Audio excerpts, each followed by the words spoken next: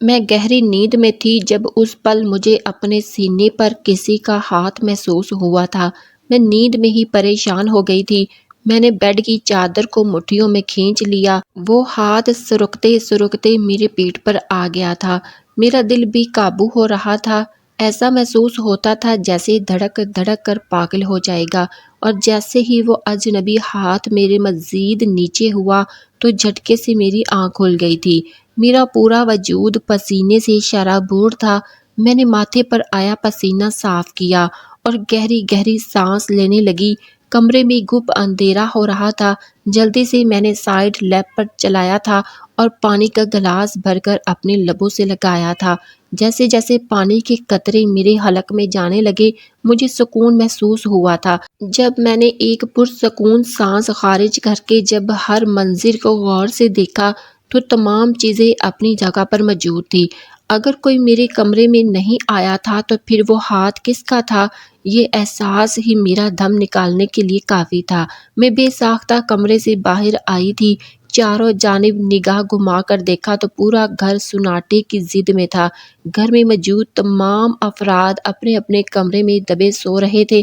میں نے گہری سانس لی اور واپس اپنے کمرے میں آ گئی، لیکن نہ جانے کیوں مجھے ارد گرد خطرہ محسوس ہو رہا تھا۔ میری لبوں پر مسلسل درود شریف جاری تھا۔ میں جانتی تھی یہ میرا وہم ہے، لیکن وہم نہ جانے کیوں مجھے حقیقت لگ رہا تھا۔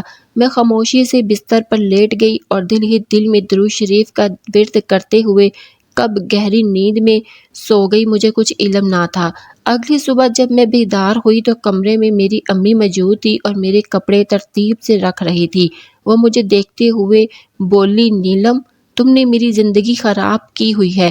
20 سال کی ہو گئی ہو، مگر دیکھو آج تک اپنا کوئی کام تم سے ڈھنگ سے نہیں ہوتا۔ میں کیا کروں تمہارا؟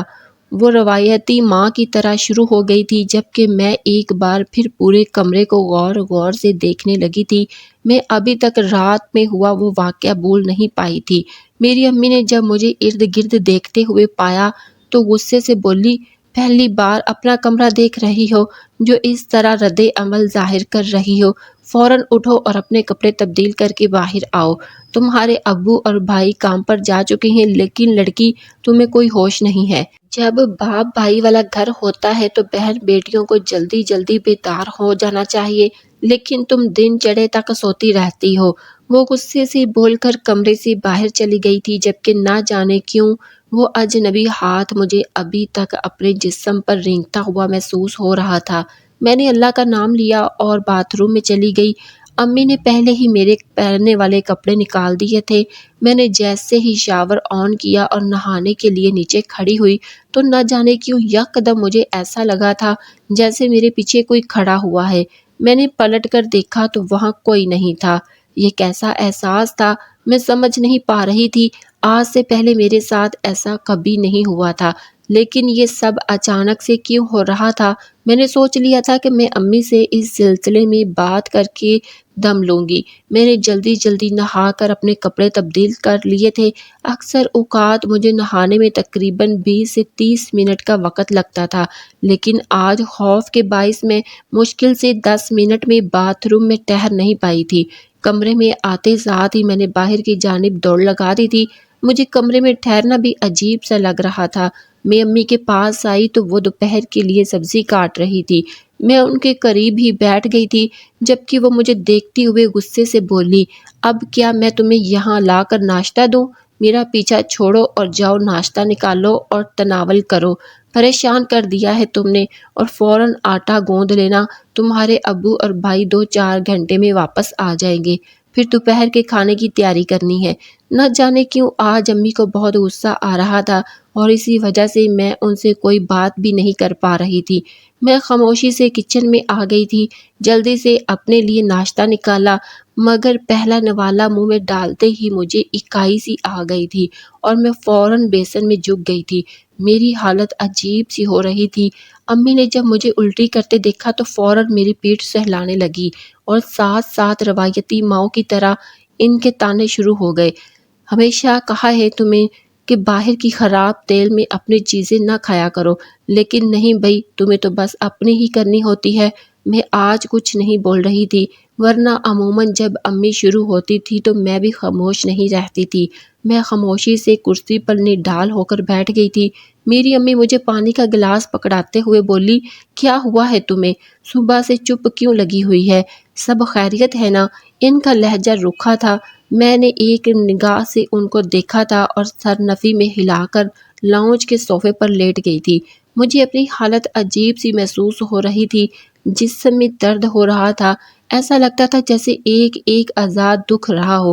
ایسا کیوں ہو رہا تھا میں خود نہیں جانتی تھی۔ پورا دن اس تکلیف میں ہی گزر گیا تھا۔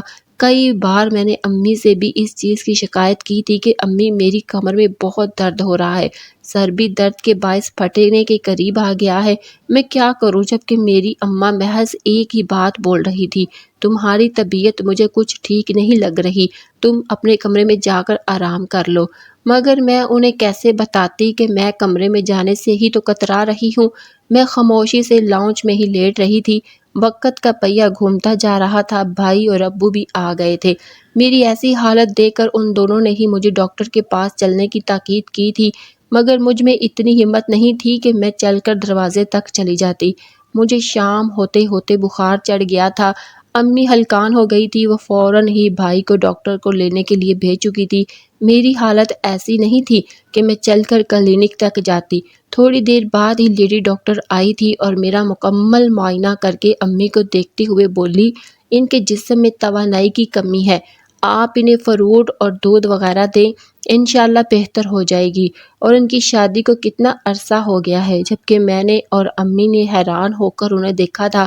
میری امی بے ساختہ بولی تھی، اس کی شادی نہیں ہوئی ہے، ابھی یہ کنواری ہے۔ جبکہ ڈاکٹر نے میری جانب مشکوک نگاہوں سے دیکھا تھا اور امی کو تاکید کی تھی کہ بچی کا ہر حال میں خیال رکھیں، اس کی طبیعت کچھ ٹھیک نہیں ہے اور اس کی عادتوں پر بھی نظر رکھیے گا۔ اس کا انداز بہت ہی عجیب تھا۔ جبکہ امی نے بھی مجھے چونک کر دیکھا تھا، وہ ڈاکٹر چند مزید ہدایات کر کے ہمارے گھر سے جا چکی تھی۔ ڈاکٹر کے جاتے ہی امی میرے پاس آئی اور مجھے سوالیہ نگاہوں سے دیکھتے ہوئے بولی، یہ ڈاکٹر کیا بول رہی تھی؟ کون سی عادتیں تم نے اپنا لی ہیں؟ یاد رکھنا نیلم، تمہاری طرف سے مجھے اگر کوئی بھی شکایت ملی تو مجھ سے برا کوئی نہیں ہوگا۔ بے شک تم میری اکلوتی بیٹی ہو، مگر نکاح بدلنے میں پل نہیں لگاؤں گی۔ وہ مجھے تاکید کر کے کمرے سے چلی گئی تھی اور ایک بار پھر مجھے خوف لاحق ہونے لگا تھا کہ آج وہ ہاتھ پھر مجھے اپنے جسم پر محسوس ہونا تھا۔ یہ سوچ میرے دماغ میں منوچ ہو چکی تھی۔ میں بستر پر ڈھیر ہو گئی تھی اور دھیرے دھیرے آیت الکرسی پڑھتے ہوئے کب گہری نیند میں غرق ہو گئی مجھے کچھ معلوم نہیں ہوا تھا۔ لیکن کہتے ہیں نا، جو ہونا ہوتا ہے وہ ہو کر ہی رہتا ہے۔ رات کا دوسرا پہر دم توڑنے کے قریب تھا جب اچانک مجھے اپنی گردن پر ایک اجنبی ہاتھ محسوس ہوا تھا اور پھر وہاں کسی کے ہونٹ بھی محسوس ہو رہے تھے۔ میں نیند میں ہی مسلسل بڑبڑا رہی تھی، مجھ سے دور رہو، کون ہو تم؟ دور رہو اے اجنبی۔ لیکن وہ اجنبی مزید قریب سے قریب تر ہوتا جا رہا تھا۔ میں نیند میں ہی پاگل ہونے کے قریب آ گئی تھی۔ میرا دل دھڑک دھڑک کر بے قابو ہونے لگا تھا اور جیسے ہی میری قمیض میرے جسم سے ہٹی تھی اسی پل میری آنکھ کھل گئی تھی۔ میں اٹھ کر بیٹھ گئی۔ اس بار بھی میرا پورا وجود پسینے سے شرابور ہو رہا تھا۔ میں نے ہڑبڑا کر کمرے کی لائٹ جلائی اور کمرے سے بھاگ کر میں امی کے کمرے کی طرف بڑھی۔ میرے جسم کا رواں رواں کانپ رہا تھا۔ یہ کیسا احساس تھا میں سمجھ نہیں پا رہی تھی۔ میں نے بنا سوچے سمجھے آدھی رات کو امی کے کمرے کا دروازہ پیٹ ڈالا، جبکہ چند پل بعد ہی امی نے ہڑبڑا کر دروازہ کھولا تھا۔ پیچھے ہی ابو بھی حیران نگاہوں سے مجھے دیکھ رہے تھے۔ میرا حال بہت برا ہو رہا تھا، دوپٹے کا بھی مجھے ہوش نہیں رہا تھا، بال بکھرے ہوئے تھے۔ میں فوراً ہی امی کے سینے سے لگ گئی تھی اور روتے ہوئے کمرے کی طرف اشارہ کرنے لگی تھی۔ میری امی بھی ہلکان ہو گئی تھی، ابو بھی پریشان ہو کر میرے قریب آ گئے تھے اور میرے سر پر ہاتھ رکھتے ہوئے بولے تھے، کیا ہوا ہے؟ ایسا کون سا طوفان آ گیا جو تم اس طرح ہلکان ہو رہی ہو؟ جبکہ میرا رونا کسی صورت نہیں رک رہا تھا۔ میرا بھائی بھی اپنے کمرے سے باہر آ گیا تھا۔ رات کے دوسرے پہر پورا گھر روشن تھا اور میری اماں مسلسل مجھے سنبھالنے کی کوشش کر رہی تھی۔ میرا بخار 104 پر پہنچ گیا۔ فوراً ہی مجھے ڈاکٹر کے پاس لے کر بھاگے تھے۔ رات ہی رات میں ابو کو کافی پیسے لگ گئے تھے۔ مجھے معلوم ہی نہیں تھا میرے ساتھ کیا ہو رہا ہے۔ اگلی صبح جب میری آنکھ کھلی تو میں امی کے کمرے میں تھی اور امی میرے برابر میں بیٹھی آنسو بہا رہی تھی۔ انہیں پاس دیکھ کر میرا بس نہیں چل رہا تھا کہ ان کے وجود میں ہی چھپ جاؤں، جبکہ میری امی مجھے دیکھتے ہوئے بول رہی تھی، کیا ہو گیا ہے تمہیں؟ کیوں ایسے کر رہی ہو؟ مجھے میری وہی نیلم چاہیے جو ہر وقت مجھے لاڈ دکھاتی تھی، ضد کرتی تھی، شکایتیں کرتی تھی، شرارتیں کرتی تھی۔ مجھے ایسی روتی بس صورتی نیلم نہیں چاہیے۔ میری امی ہلکان ہو گئی تھی لیکن میں کچھ بول نہیں پا رہی تھی۔ میں انہیں بتانا چاہتی تھی کہ میری کیا کیفیت ہو رہی ہے، مگر میں اپنے لبوں سے الفاظ ادا نہیں کر پا رہی تھی۔ میں روتے روتے کب ان کی باہوں میں سوئی مجھے کچھ علم نہیں تھا۔ دوپہر کے 3 بج رہے تھے جب مجھے ایک بار پھر اپنے وجود پر ہلچل محسوس ہوتی تھی۔ ایسا لگتا تھا جیسے کوئی مجھے استعمال کر رہا ہو، میرے جسم کے ساتھ کھیل رہا ہو، اپنی منمانی کر رہا ہو۔ اس بار میں چاہ کر بھی اپنی آنکھیں کھول نہیں پا رہی تھی۔ میرا حال بے حال ہو رہا تھا۔ میں دل ہی دل میں اپنی ماں کو پکار رہی تھی اور اچانک ہی مجھے اپنے عقب سے میری امی کی آواز آئی جو مجھے نیند میں جھنجھوڑ رہی تھی، اور یکدم میری آنکھ کھل گئی تھی۔ روز کی طرح میرا آج بھی اپنا جسم پسینے سے شرابور ہو رہا تھا۔ میرا حال بے حال ہو گیا تھا۔ میری امی میرے ہونٹوں سے پانی کا گلاس لگاتے ہوئے بولی تھی، کیا ہو گیا ہے نیلم تمہیں؟ کیوں ایسے کر رہی ہو؟ جبکہ اس بار میرا حال بہت برا ہو چکا تھا۔ میں تکلیف سے چلانے لگی تھی، مجھے بہت درد محسوس ہو رہا تھا۔ میری اماں میرے پاس بیٹھ گئی تھی اور فوراً ہی ابو اور بھائی کو فون ملا دیا تھا۔ چند پل بعد ہی ڈاکٹر آ کر میرا معائنہ کر چکی تھی اور انہوں نے ایک بار پھر یہی ہدایت کی تھی کہ ان کا زیادہ سے زیادہ خیال رکھا جائے اور انہیں پھل اور دودھ دیا جائے۔ میری اماں باقاعدگی سے یہ کہہ رہی تھی کہ لیکن اس کے باوجود مجھ میں بہتری نہیں آ رہی تھی۔ تب تک ہار کر امی نے ایک فیصلہ لیا جسے سن کر ابو ہتکے سے کھڑے ہو گئے، اور وہ ان باتوں پر یقین نہیں رکھتے تھے بلکہ لوگوں کو بھی تاکید کرتے تھے کہ آپ لوگ بھی ان لوگوں کے پاس نہ جایا کریں۔ یہ لوگ ڈھونگ رچاتے ہیں، پیسے لوٹتے ہیں، اپنا مطلب پورا کرتے ہیں، اس کے علاوہ ان کے پاس کوئی کرامت نہیں ہوتی۔ جبکہ میری اماں ان تمام باتوں پر یقین رکھتی تھی۔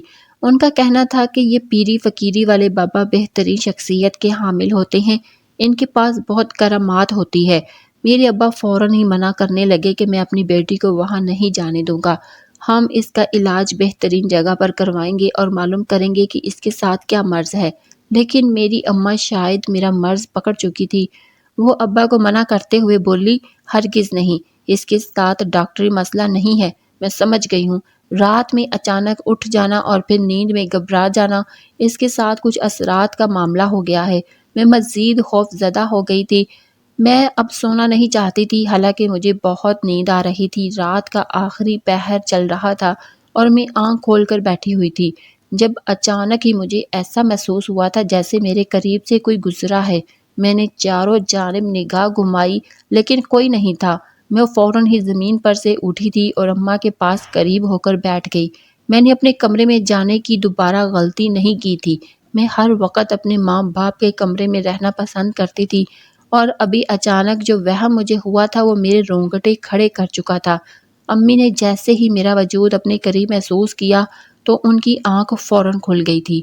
وہ میرے گال پر ہاتھ رکھتے ہوئے نرم لہجے میں بولی تھی، کیا ہوا میری چندہ، سب خیریت ہے؟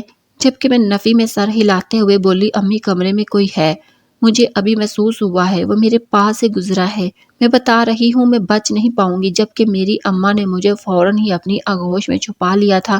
شاید ان کا شک یقین میں بدلتا ہوا جا رہا تھا، اس لیے وہ مزید چوکنا ہو گئی تھی۔ میں نے ابھی تک امی کو اپنے ساتھ ہوئی تمام واردات کے بارے میں نہیں بتایا تھا۔ میں جب بھی اپنی ان کیفیت کو بتانے کی کوشش کرتی، نہ جانے کیوں میرے لبوں پر چپ کر لگ جاتی تھی۔ وقت کا پہیہ گھومتا جا رہا تھا اور رات بھی میری آنکھوں ہی آنکھوں میں کٹ رہی تھی۔ تقریباً میں 2 بجے رات کے جاگی ہوئی تھی۔ میں جس بھی پل اپنی آنکھ لگاتی اسی پل مجھے ایسا محسوس ہوتا جیسے میرے کوئی قریب ہے اور میرے جسم کو استعمال کر رہا ہے۔ یہ کوئی چھوٹی بات نہیں تھی۔ بعض اوقات مجھے ایسا لگتا تھا جیسے میں ابھی ختم ہو جاؤں گی۔ تکلیف سے میری حالت دوہری ہو جاتی تھی۔ صبح ناشتے کی میز پر بھی مجھے سب دیکھ رہے تھے۔ میں ایک ہی چیز کو گھورے جا رہی تھی۔ امی نے میرے آگے ناشتہ رکھ دیا لیکن میں نے ایک بھی لقمہ منہ میں نہیں ڈالا تھا۔ میری حالت بہت عجیب ہو رہی تھی۔ ابو نے جیسے ہی میرے بازو پر ہاتھ رکھا تو میں چیخ کر کھڑی ہو گئی تھی، جبکہ بھائی اور ابو امی تینوں ہی اپنا ناشتہ چھوڑ کر میرے قریب آئے تھے۔ میں ابو کی جانب دیکھتے ہوئے روتے ہوئے بولی تھی، ابو مجھے نہیں چھوڑیے گا، وہ پتہ نہیں کون ہے، وہ روز آتا ہے اور روز مجھے استعمال کرتا ہے، میں ختم ہو جاؤں گی۔ ابو میری عزت۔ میں مزید اپنے منہ سے الفاظ ادا نہیں کر پائی تھی اور اسی پل اپنے باپ کی باہوں میں بے ہوش ہو گئی تھی۔ چند گھنٹے بعد جب میری آنکھ کھلی تو میں ایک آستانہ پر تھی۔ چاروں جانب گلاب کے پھول کی خوشبو آ رہی تھی۔ میں اٹھ کر فوراً بیٹھ گئی تھی۔ میرے اٹھتے ہی امی نے خوش ہو کر مجھے اپنے سینے میں کھینچ لیا، میرے ماتھے کو چومتے ہوئے بولی تھی، ابھی میری بیٹی بالکل ٹھیک ہو جائے گی، وہ جو تیرے قریب آتا ہے وہ بھی دور چلا جائے گا، پاپا کو سب بتانا جیسا جیسا تم محسوس کرتی ہو۔ میں نے خاموشی سے سر ہلایا اور امی کا ہاتھ تھام کر بیٹھ گئی۔ لوگ آ رہے تھے، آستانے کے چھوٹے سے حجرے میں جا کر اپنے مسائل حل کر کے باہر جا رہے تھے۔ چند پل بعد وہاں کا ایک شاگرد ہمارے قریب آیا تھا اور امی اور مجھے اندر جانے کی ہدایت کی تھی۔ میں نے اس کے شاگرد کو ایک نگاہ دیکھا تھا، وہ نہ جانے کیوں مجھے اپنا دل عجیب سی کیفیت کا شکار لگ رہا تھا۔ ایسا پہلی بار ہو رہا تھا۔ یہ کیسا احساس تھا میں خود نہیں جانتی تھی۔ میری امی مجھے اٹھانے لگی تو میرے پاؤں اٹھنے سے انکاری کر رہے تھے۔ میں امی کو دیکھتے ہوئے بولی، امی ایسا لگتا ہے جیسے پاؤں میں جان نہیں ہے، میں نہیں اٹھ پا رہی، میں کس طرح اپنی تکلیف بیان کرتی؟ جبکہ میری ماں پریشان ہو کر اکیلی ہی آستانے میں گئی اور چند پل بعد ایک بڑی داڑھی والا شخص باہر آیا تھا جس کا قد 6 فٹ تھا۔ سفید لباس پہنے وہ شخص کافی مہذب لگ رہا تھا، سر پر ٹوپی تھی۔ انہیں دیکھ کر میرا سانس پھولنا شروع ہو گیا تھا، میری حالت عجیب ہو رہی تھی، آنکھیں بند ہوتی جا رہی تھی۔ وہ بابا میرے قریب بیٹھ گیا تھا اور جیسے ہی انہوں نے میرے سر پر ہاتھ رکھا تھا اسی پل مجھے اپنا جسم جلتا ہوا محسوس ہو رہا تھا۔ ایسا لگتا تھا جیسے میرے جسم پر کسی نے انگارے چھوڑ دیے ہوں۔ میں چلا کر ان سے دور ہوئی تھی اور امی کی جانب دیکھتے ہوئے بولی تھی، ان کو مجھ سے دور رکھیں، ان کا ہاتھ لگانا میرے جسم پر آگ کی مانند لگ رہا ہے، ابھی مجھے گھر جانا ہے۔ میں یہ کہتے ہی آستانے سے باہر بھاگنے لگی تھی مگر میری امی نے فوراً مجھے قابو کیا تھا۔ بابا نے فوراً اپنے شاگردوں کو حکم دیا تھا کہ آستانے کے دروازے بند کر کے اس لڑکی کے باپ کو اندر بلا لو۔ چند پل بعد میرے ابو بھی آ گئے تھے اور امی اور ابو دونوں نے ہی مجھے قابو کر لیا تھا، جبکہ وہ بابا میرے بالکل سامنے بیٹھے ہوئے آنکھیں بند کیے نہ جانے کیا پڑھ رہے تھے۔ میں نہیں جانتی تھی مگر جیسے جیسے ان کے کلمات بلند ہوتے جا رہے تھے میرا سانس چڑھنے لگا تھا، میرے ہاتھ پاؤں کانپنے شروع ہو گئے تھے۔ ایسا لگ رہا تھا جیسے میرے جسم سے کچھ نکل رہا ہو۔ ایک عجیب سی بے چینی پورے جسم میں سرایت کر رہی تھی اور دیکھتے ہی دیکھتے میری آواز بھی بھاری ہو گئی تھی۔ میں اس بابا کی جانب دیکھتے ہوئے بولی تھی، مت کرو میرے ساتھ ایسا، مجھے تکلیف ہو رہی ہے۔ جبکہ وہ بابا مجھے دیکھتے ہوئے بولے تھے، اگر خیریت چاہتے ہو تو اس بچی کے وجود سے باہر آؤ، یہ بے قصور ہے، اس نے جان کر تمہیں پریشان نہیں کیا تھا۔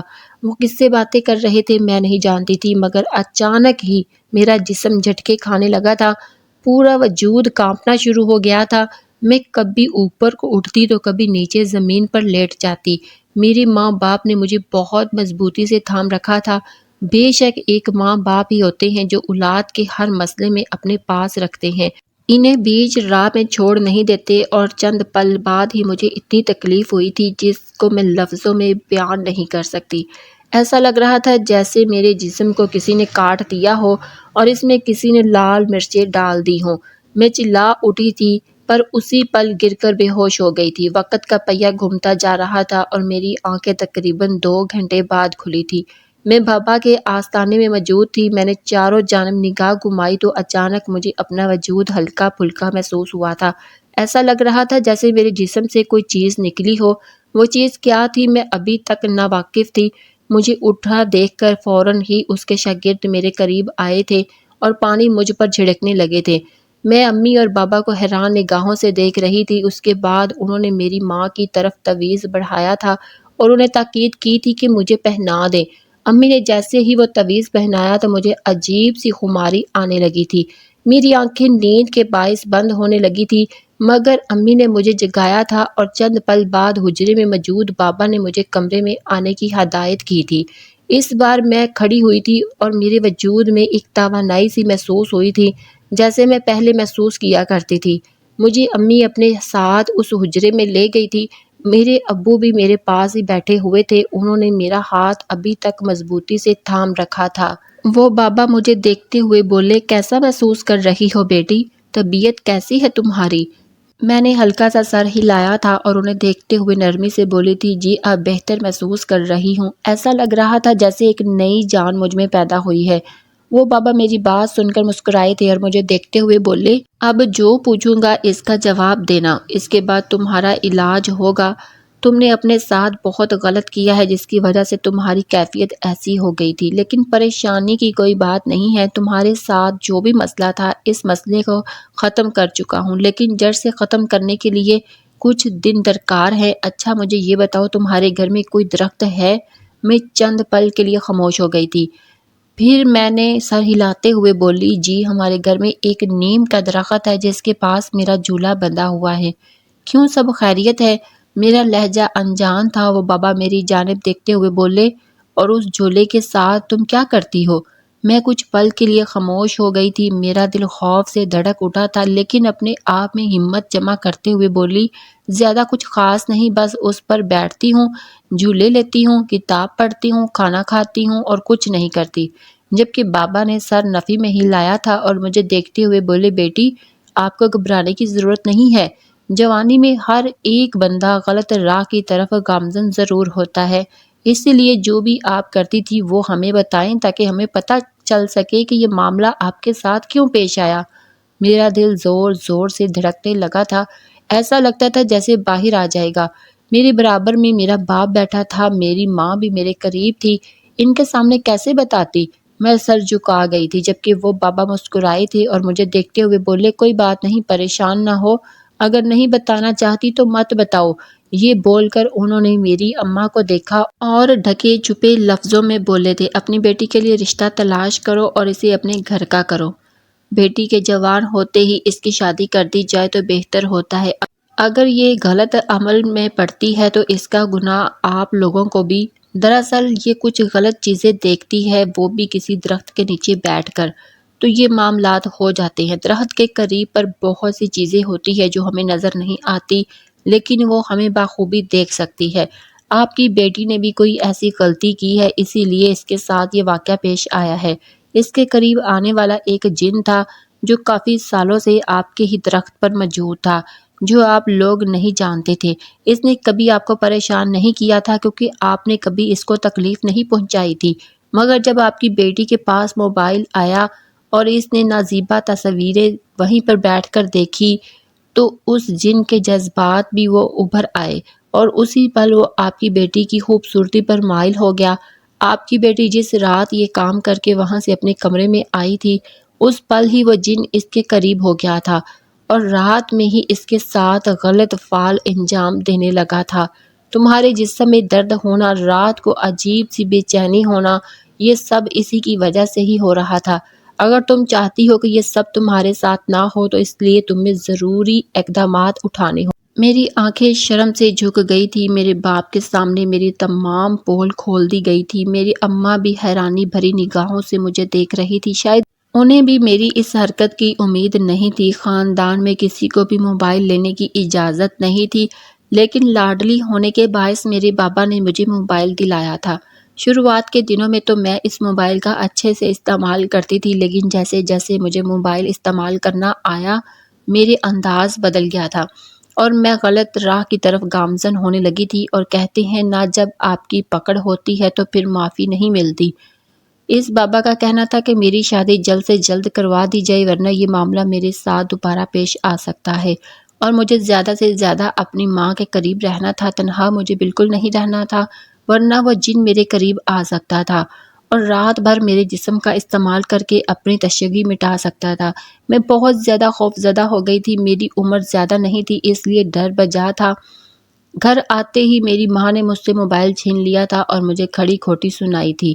مجھے اللہ کا خوف یاد دلایا تھا، اور بے شک جو انسان تنہائی میں بھی اپنے آپ پر قابو رکھے وہی سچا مومن کہلاتا ہے، وہی اللہ کے نزدیک ہوتا ہے۔ اس دن کے بعد سے میں نے توبہ کر لی تھی، میں نے وہ دوبارہ عمل کرنے کی کوشش نہیں کی تھی۔